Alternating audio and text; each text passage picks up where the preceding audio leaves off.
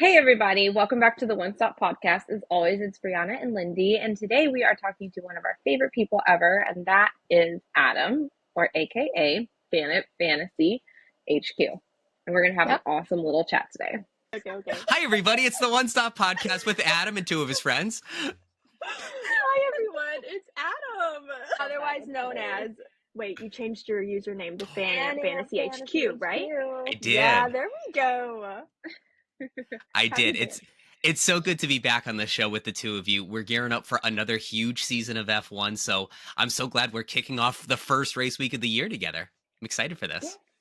No, same. I'm very excited too, and I have like so many questions for you because I think this year I'm going to actually make a team and everything, and I've never done like anything fantasy, like fantasy football, like nothing. So I'm gonna need you to teach me. Absolutely. I'm here for you, Lindy. Perfect. Thanks. I'm actually gonna remember my team this year because I went through the trenches of the season last year, and then those back-to-back weekends, I was like, oh, I just completely forgot to lock in. So it was It's hard. It's hard to remember. At the end of the season, 25% of the league still had Logan Sargent on their team by Abu Dhabi. So you're not the only ones that forgot.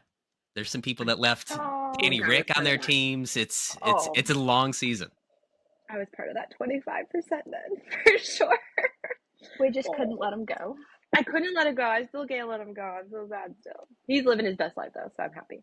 Absolutely. Yeah, he just came out with some wine. I know some Ooh, rosé. the DR3 wine. I'm dying to try it. Me too. If you get sent a PR package because you're like fantastic, let me know what it feels like. Like, let me know what the taste is. Absolutely. I'm a wine girly. Absolutely. I was just talking with Bern Mylander, the safety car driver, a few weeks ago. He has his own wine that's hitting the States later this year, too. Who knew? Okay, that's I love cool. this. I love this. What kind is Okay. his? Wait, Oh my gosh. Isn't I have Danny's no like idea. a blush wine, I think? He has Or, that. He has a yeah. cab. He has a lot of Okay. Aussie flavored berry wines. hmm They're like really berry forward. I Oh, love I berry cannot forward. wait for Charles to bring Let to the US. I hope that it eventually does come to the US. Oh, that'd be Food. great. I've seen all these European creators go to the supermarket and get it, and they have their reviews with all the little pints. We need our turn with it. Yeah, Me it looks too. so good. It's But only anyways, fair. tell us how your team did last year. Like, how was Fantasy F1 for you? Oh, it was a lot of fun. From a playing perspective, I was in the top 0.5% of the world for the third year in a row. So that went really well. But really, my favorite part of the year last year was just the show and getting to know other creators like you and some of the experiences we had throughout the year. So F1 reached out to us at the beginning of last year and gave us a featured league, which was one of only 10 featured leagues in the world. There were 100,000 teams in that league. So we got to meet a lot of new people that way. And then we had experiences with interviews throughout the season that were really fun for us too. So we had Laura Winter, Lawrence Barretto, Chris McCarthy, Alex Brundle. They were all on the show, as well as the last two Global League winners for F1 Fantasy too. So we got to meet a lot of really fun people. So great season. And then we capped it off by all meeting at the Las Vegas Grand Prix, and we did our show live and in person. So just a tremendous year. Oh my gosh, I already have questions, but I want to know how Las Vegas went for you. So the best part about Las Vegas for us was we got to do our show at the SiriusXM studios in the wind. So you have a professional recording studio with a producer, and all of the show is being pumped out into the hallway. So as people are walking by, they could hear you and they stop, and there's people like along the window while you're talking. You have to try not to like look out of the corner of your eyes and stuff. But it was really cool to have the show together in person. And then Terry and I had hospitality because we had an F1 experiences package that ended up getting upgraded because a lot of people didn't buy tickets to some of those things. So we had a really good time on Thursday in hospitality too. Las You Vegas got was great. upgraded for free? Yeah. So what happened was we bought an F1 experiences package in just a regular grandstand that had some amenities in it. And then as the weeks went by, they said, you know what, let's do a little bit better and a little bit better. And by the time the race came around that Thursday, we spent in the skybox overlooking the start finish straight. And then our seats got upgraded from the back straight over by the strip over to the start finish straight. Honestly, Wow. goals. Yeah. Okay. I don't Yeah, know so if it gets better than that. it worked out really well. So when you get that experiences package, you don't get assigned a seat right away. So when there are upgrades, you're more flexible to move around. So I definitely Makes advise sense. experiences. Love that. That's awesome. That's what I've been hearing too. So what was it like talking to Laura and Lawrence? So 'Cause that Laura, looked really fun. They were all really, really fun to talk to. And I started the season very nervous to talk to some of these people. You watch them every week on Mhm. TV. You just want to impress them and you're worried about how the interview is going to go. But usually about halfway through you realize, I'm worth these people's time. They're all just regular people just like us and just be myself. It's all going to work out. And really all you have to do is tee them up with some really easy questions and they'll just give you fantastic answers and just let them run with it. So they were all really fantastic. They're all super competitive at playing F1 Fantasy. Laura came on to say that she is the smack talker on the F1 TV set and is just really talking a big game all year. And she ended up winning their league. So just a really fun group. Mad props to her. Walk it and talk it. That's what I like. All right, so Laura is big competition, but of the people that you play with, who's your biggest competitor, you think? Oh my goodness. So all of the F1 Fantasy content creators are in a league together. And so it's really, really tight throughout the season. And then when we use chips or have good weeks or bad weeks, you can agonize a lot because you're thinking, oh no, people are going to think creator X over here is doing better than me. So maybe he's better at this than I am. So there's this little competition that's going on throughout the season just to make sure that we're always battling. Trying to stay on top. Yeah. Absolutely. Maybe I can start a little rivalry between the two of you this year when you play. Oh, Oh, I would be down for that. don't ignite my competitive side. Okay, That's so fine. making my team for the first time, what are some tips do you have? Like, should I try to be strategic or should I just like maybe go for like my favorite drivers or like go by how the drivers went last year? Great question. So usually what I recommend people do is you can make up to 3 teams. I would make two. One where you're just following your heart, pick your favorite drivers, you're really enjoying it. And then another one where maybe you follow myself or other content creators or maybe drivers that you might not like to win the race but are best for your team. And that way Mhm. you have a little bit of both worlds there. But in general, what I recommend is you start with your constructors and build up to your drivers because we get two constructors, 5 drivers with $100 million to spend between them all, but the constructors score the most points. You get the sum of the 2 driver scores plus special bonuses. Like if you have the fastest pit stops, you get extra points on top of that. So the constructors always score more than the best drivers. So I'd start at the bottom and work your way. It's pretty solid. All right, so constructors, I'm obviously going McLaren. A We good need one. that. What a Ferrari. Oh my surprise. gosh. That's right, Adam. We're finally getting to talk as Team Ferrari together. Oh, it's about Yes, time. I've Oh made it. my gosh. We have made it. So, with that in mind, though, how we are now the new Team Ferrari, with these new driver switches to the new teams, what are you kind of noticing or feeling on vibes of what we should be looking for when we are choosing our teams with these new driver switches? I think Carlos Sainz is going to be one of the funnest to look out for in the game this year because he's going from a car that can win races to a team that finished P9 in the constructors last year. But Williams has done a lot of work in this offseason. They had the second most wind tunnel time to work on the aerodynamics. We saw in preseason testing that they moved to Mercedes gearbox and they changed their rear suspension. So that Williams is very different. They want to receive Carlos and do really well to start this year off. And then as far as betting lines go, Carlos is the P9 driver for both the Australian Grand Prix and the Drivers' Championship. So in a Williams, before he's even raced in it, I think that shows a ton of upside for him. So if the game prices him as a backmarker driver and he does that well, I think he could be the steal of the year. Yeah. Ooh, I have that's a high good hopes one. for him at Williams. Me too. He's motivated. He's very Yeah. motivated. I And wouldn't this get it the as well. Australian Grand Prix, this is a race he won last year after his appendix surgery. So it's Hmm. definitely a course he's familiar with. Oh yeah. So, what are we thinking of the rookies? Like, how are we feeling about them and like putting them on our teams? Well, I think there's a range in terms of their job safety. Someone like a Kimi Antonelli, he can have a lot of difficulties in his first few races, and Toto Wolff will stick with him because he's the future of that team. Whereas someone like a Jack Doohan, he has a lot of competition in that camp. Flavio Briatore is notorious for getting these drivers out really quickly without a good reason. And so I'm nervous that Franco Colapinto could be on that team before very long. So I'm not trusting Jack Doohan quite yet unless he proves it. Kimi Antonelli, I think, would be really safe. Liam Lawson would be really safe. And I think the only one that I'm really staying away from is Gabriel Bortoleto because that Sauber is probably going to be really slow again as they transition into Audi next year. Agreed.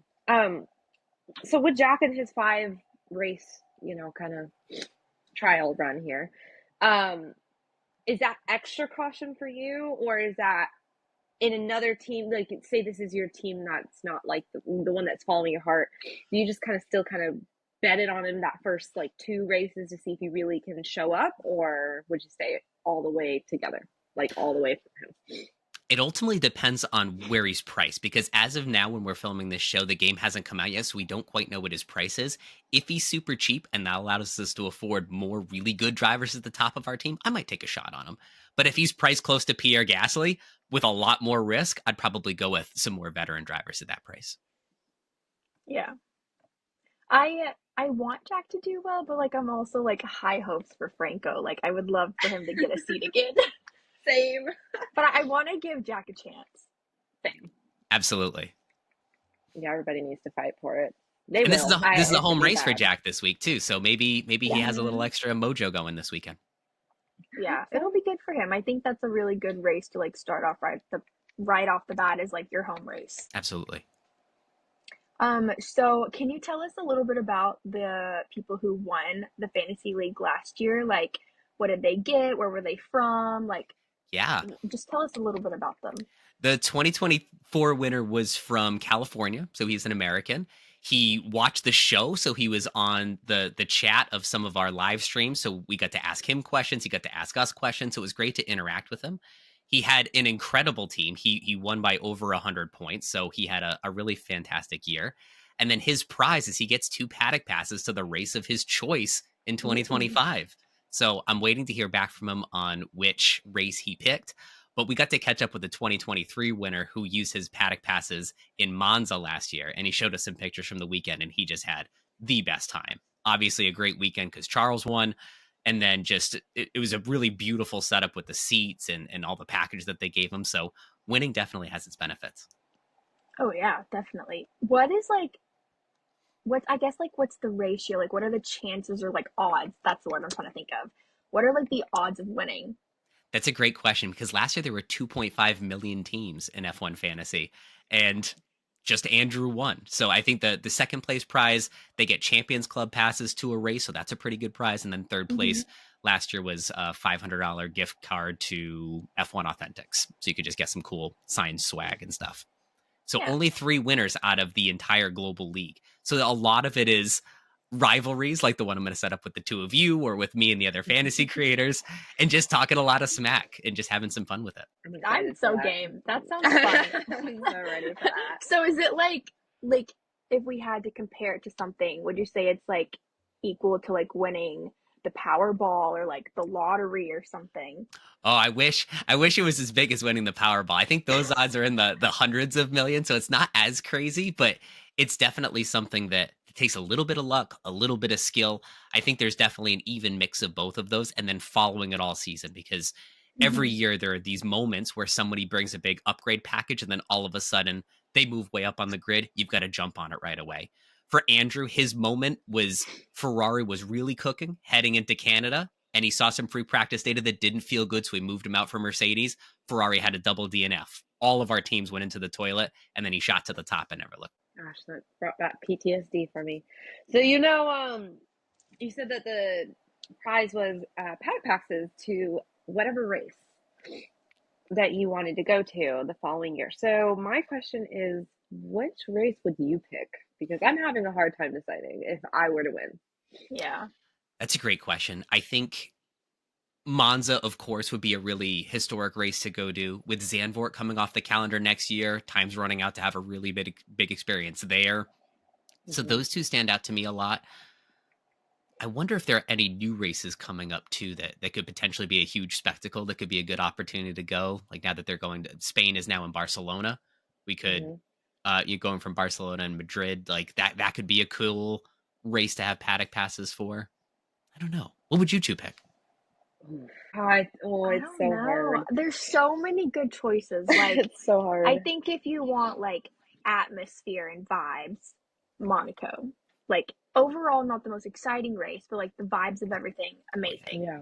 I think if you want something more exciting, if I'm going off of last year, I would say like Montreal, Silverstone, like I'm gonna spell. Brazil was even really Yeah. interesting. Like I don't know. I don't know. I'd have to think about it for sure. I think either Spa or like Vegas. Only because I'm a Vegas girly. I love Vegas, and I'd use the excuse of the race to go to Vegas and be Vegasy. So why not have free paddock passes? But I think I would love to see the action of Spa up close like that. That would be insane. Oh, that would be awesome. And then if it rains like it sometimes does, you're inside in the Paddock Club, so you can enjoy it from the Yes, comfort Yeah. of your warm room. And I sat right right. across from the Paddock Club in Vegas, and it just looked like so much fun. They had DJs, there were just people everywhere. Everybody I talked to that went to it said it was really a phenomenal time. So you do quite well there. Oh yeah, party it up. So you get free paddock passes. Is like travel included at all? Or is that up to the No, winner? I think Like they have to pay? you have to get there yourself. So I think that's one of the things you have to consider is Yeah. where do I have the funds to fly myself to? So if you want to go to Hmm. say Albert Park or something like this weekend, you'd have to get yourself there. And then there's Okay, Yeah. so also then I think taxes and stuff too because it's taxed as a prize. So there's right. Oh, all That's these that's little right. so fine print things you got to be lame. careful of. So that sounds like I will be going to Coda since that's 40 minutes away from me. You just stay at I will just home. drive. Yeah, that works. Budget So you friendly. said that you get, what is it, like 100 million to like pick the drivers. Okay, so I feel like a lot of my favorite drivers would be really expensive. So how do you work around the budget with like wanting to pick the more expensive drivers and then like not having a ton of money left, so trying to figure out what smaller budgeted driver to pick? Yeah, it takes a lot of playing around with it. So for me, I usually start with my constructors that are super expensive and then pick one Hmm. really good driver and then just fill out the other four driver slots with whatever's left. And there's a great website called f1fantasytools.com where you can just plop around with a bunch of different lineup options based on the money that you have. Because after the first race, drivers are going to gain or lose value based on how they do in the race. So as the season goes on, you might have more or less money than me and vice versa. So then you can get new drivers and different combinations for your team. So it changes every week. Nice. Okay. I'm gonna I'm struggle. like, I'm really thinking it through. Like, okay, I guess without telling your secrets, like, what are some strategies that you would give people, um, just as a whole for like the F1 Fantasy League? Absolutely. Well, one of the things that people underthink is how to use the chips. So every year we get these 6 power up chips. You only get to use them once per season. And people just want to blow them in the first few races. Look like they're at the top of the leaderboard. Then over the course of the year, they just sort of sink. I recommend using the biggest chips on sprint weekends because we have 3 scoring events for a sprint weekend, qualifying, the sprint, and the Grand Prix. So if you're going to use the 3x DRS boost, which triples the score of any driver, or limitless that allows you to run a super team, so there's no cost cap, you can run the best drivers and the best constructors, why not do that on a sprint weekend where you can get points across 3 events? Yeah, That's really smart. that is smart. Yeah. I didn't know about the chips. Like, I remember briefly looking over it last year and I was like, okay. I remember like there's like 100 million, like playing around with people. And I think I never did it because one, I like just didn't know like how to really. But then two, I was like, well, everybody I want is so expensive. I can't even fit them all in. So I'm just not going to do it. If you'd allow me to have a shameless plug here, all of my writing moved to fanamp.com/fantasy, and we've already got a beginner's guide, a budget guide on how the cost cap works, and then drafts until the game comes out of all 6 chips and how to use them and when to use them. So for someone new like yourself, Linda, you can just go to that site and then it's all Hmm. going to be right there for you. Love that. Okay. I will definitely be checking that out. We love a shameless plug, by the way. Yeah. Shameless plug away. Plug it out. Plug it up. It's okay. Fantastic. Did you have another question? Because you're asking really good questions, but you're I've like been like learning at asking the same so many time. questions. Do you have any? Well, okay, so I'm my sure I'll think question of more. is more of like we talked about chips on sprint weekend, which is really good because for me, I have like a hard time. I am one of those people. I'm like, oh, like let's just. It looks fun. Let me just put all the chips out there. What chip though would you prioritize first on those sprint weekends to use? Ooh, I would say probably the limitless chip because what it does, like I mentioned a moment ago, you can have an unlimited budget for a weekend. But over the course of the year, your budget goes up. So that advantage is biggest earlier in the season when we all have little tiny budgets and we're all next to each other. At the end of the year, when our budgets are a lot bigger, limitless is a little less powerful than it is in the beginning of the season. So I'd say limitless around China or Miami, those could be some good sprint weekends to use it. Oh man. Okay. I'm excited. I I'm really am. excited. I'm gonna look at it this week. Okay, so is there a deadline like before a race when to have your team locked in? Yes. So the lineup lock deadline on a regular weekend is at the start of qualifying, and on a sprint weekend, it's at the start of the sprint race. So you have right up until that time to lock in your teams. Otherwise, you can't make any changes to it. Now, there's one chip that's called the final fix. After the lineups lock, you can make one change on your team as long as you're able to afford it. So you can watch qualifying, see one of your top drivers didn't do so well, and then substitute them out. Gotcha. So for this week, we have until Saturday That's to right. like And then lock in for, the of team. course, for us in the US, it's going to be a really funky time when lineups lock. So you might want to do it before you go to bed Friday night. Okay, so like Friday. Yeah. Yeah, I looked at we are so back. I looked at the times and I literally cried because I was like, oh yeah, that's what that feels like. Yeah, it's one of the things we got into last year is we did a lineup lock show. So 1 hour before lineups lock for all 24 races, we were on a live show getting questions from listeners all over the world. Australia for me will be at midnight. Japan will be at 2 a.m. So I'm really excited for the racing to just move back to Europe and North America. Yeah, our sleep schedules are going to be messed up for a little bit. Yeah, the sleep deprivation of an F1 fan is actually like that's love. That is love and dedication. It's dedication. Because oh my god, that is crazy to me. It's so true. You know, people talk about how much they missed F1 and how long the off season is, but for me, it's just relax, recharge. The beginning of the season is going to be nuts, so Yeah. I don't want to rush it. Yeah, How did you same. spend your off season? You know, besides just catching up with family and relaxing, I did a lot of prep for this year. So it was just tidying up a lot of my articles, getting some of the art assets for our show improved. We've got a new host on our show, Zach. So it was just onboarding him and getting him ready. And then just figuring out a plan for this year. So when the game comes out this week, I have all the articles pre-written that I want to do. I have the outreach posts written that I want to send to creators like you to join my featured league. And then just all the things I have to just hit the ground running. So I spent a month just preparing and getting ready. Yeah. Did you have like any fun hobbies? Like, I think I worded that weirdly. Did you do like any fun hobbies or like? Let's see.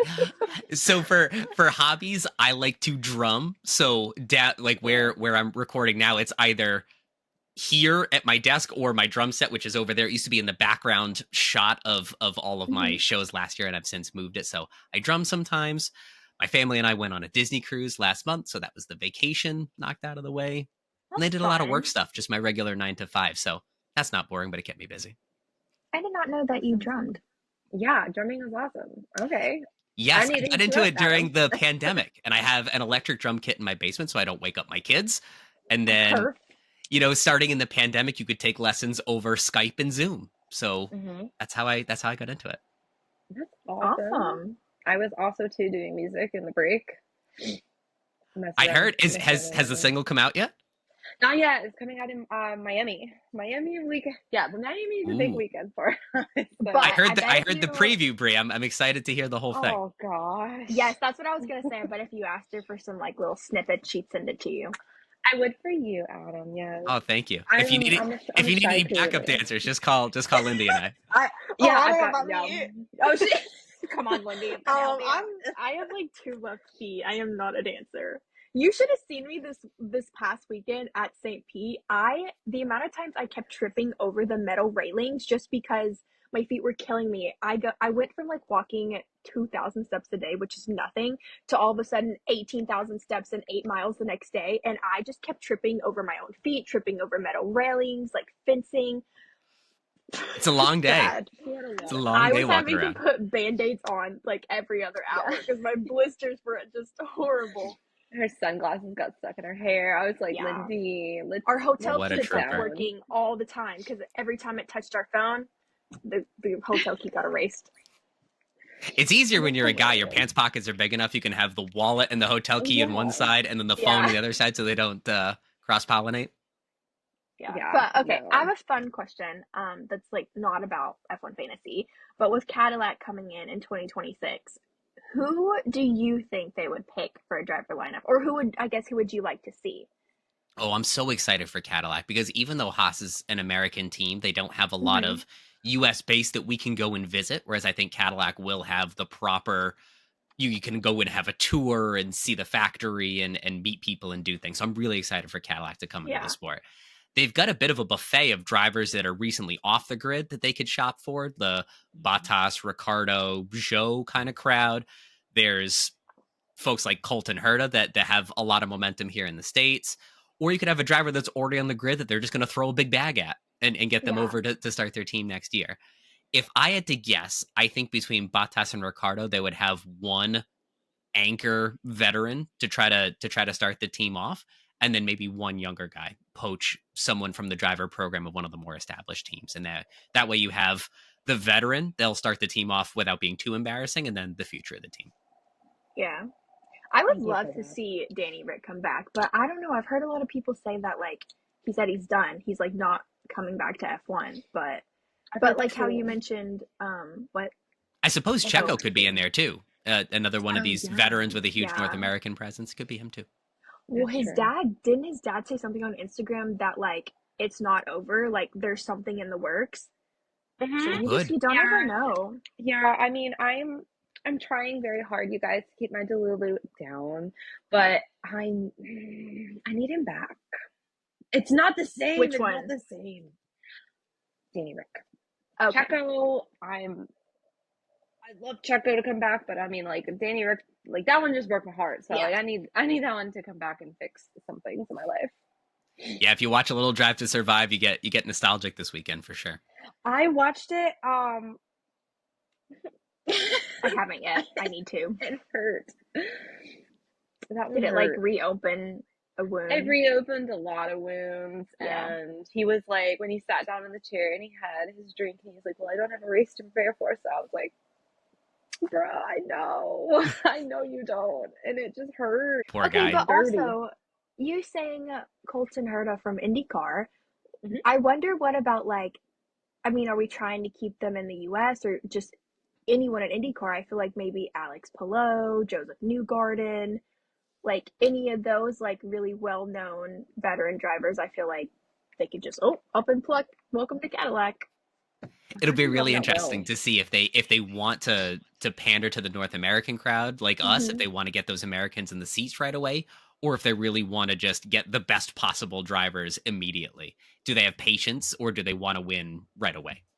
Yeah, I think it's the second answer. Historically, with F1, they don't have the patience. They want to win immediately. everybody wants to win immediately. Everyone wants to win immediately. I mean, it's a lot of money to put up. It Absolutely. And a is, lot of yeah. money you could win too. So it's Hmm. definitely a big game. Oh yeah, and the big dogs are coming too. I mean, there's a lot to prove as a new team like that. That'd be crazy. For sure. I'm looking forward to it though. I think the opportunities, even for American content creators like us, it makes it so interesting now. Maybe there's a team that we could work closely with because we're there. I get Yeah. jealous of all of these UK based content creators that go to McLaren and they go to Mercedes. It's just not in the I cards for us right know. now. Oh my gosh, all the creators. I saw you commenting under one. I forgot his Instagram name now, but all the ones who got invited to Ferrari headquarters and like just got to hang out with Lewis and The Charles and like, Puma launch, yes, it was oh, Kevin I Francis. He had a know. wonderful interview with Lewis, and I was so jealous of it. Hmm. A lot of folks get the chance to. It looks like there was a meal, and then you get to meet them and go to this Puma launch. So yeah, I'm super Yeah. jealous.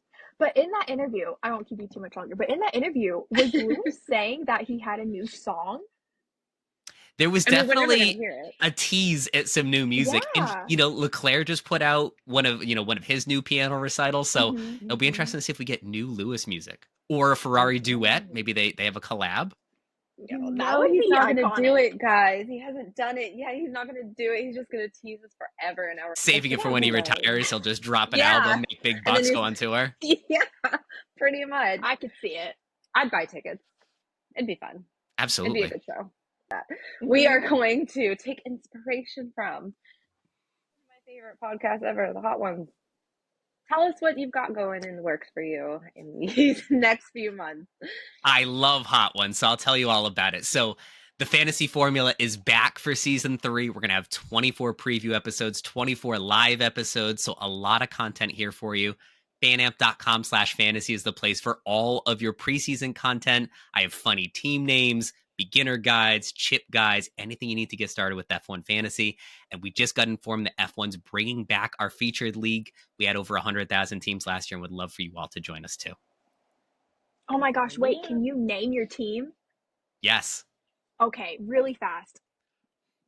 Where do you get the inspo to name a team?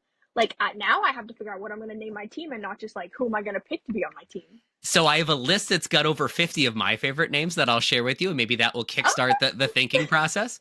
But also, just thinking about some of the funny things that have happened in F1, and maybe there's a team name that you're inspired by that. Now, the process they had last year is once you pick a team name, it goes into a review process. So if you have anything that's profane or maybe references Christian Horner's early part of the season last year, it gets removed. But if you have something that's kosher, it goes through pretty fast. Okay, gotcha. Wow. Well, I got a lot to think about. Yes. My team name for a long time was Baby Gut Baku. Wait, what? I love that, Baby Cut Baku. Oh my gosh, that's great. I love that so much. Oh my gosh. I love a good pun and a good dad joke. Oh, then I'm full of them. I'll be here I all love season. that. Oh, Yes. I am ready to hear them. I know you've got a lot of them. That's funny. Well, thank you so much, Adam. We won't keep you too much longer because we now, it's time to wind down on the weekend and get ready for the week coming up. But we appreciate you spending time with us, and we have to chat way sooner than we did. I expect it. Thank you so much for having me. I had a blast, and I'm looking forward to chatting with you again before the season's out. For sure. It's always a joy to talk to you. Thank you.